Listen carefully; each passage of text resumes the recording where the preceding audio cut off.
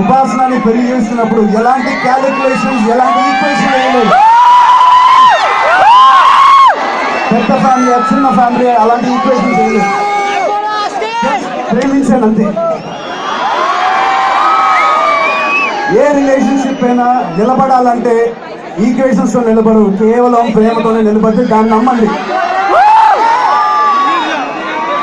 So ఇలాంటి అవకాశం, మీ అందరినీ కలిసే అవకాశం నాకు ఇచ్చినందుకు మల్లారెడ్డి గారికి, ఆయన ఫ్యామిలీకి, ఆయన ఇన్స్టిట్యూషన్ మళ్ళీ థ్యాంక్స్ చెప్తుంటూ, మళ్ళీ ఇలాగా నేను మర్చిపోయి ఒక కాలేజ్ లైఫ్ గుర్తు చేసినందుకు మీ అందరికీ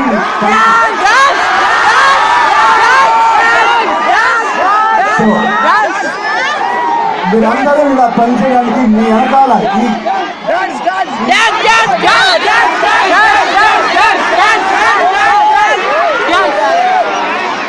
ఓకే ఒక చిన్న డైలాగ్ చెప్పమంటున్నారు.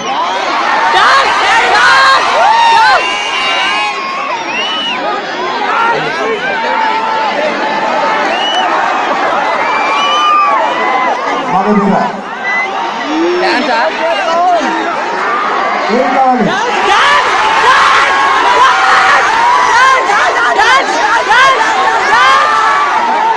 ఆరెంజ్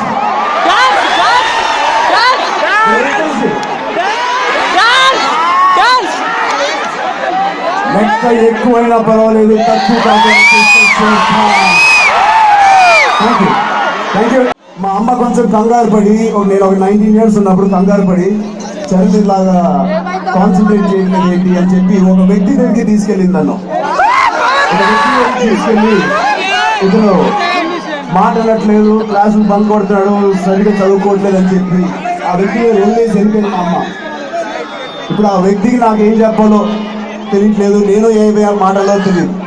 బట్ 1 hour ఆ వ్యక్తితో రూమ్ లో కూర్చుని మేమిద్దరం దాని తర్వాత మాట్లాడుకుని ఆ రూమ్ నుంచి బయటకు వచ్చిన తర్వాత నా లైఫ్ మారిపోయింది.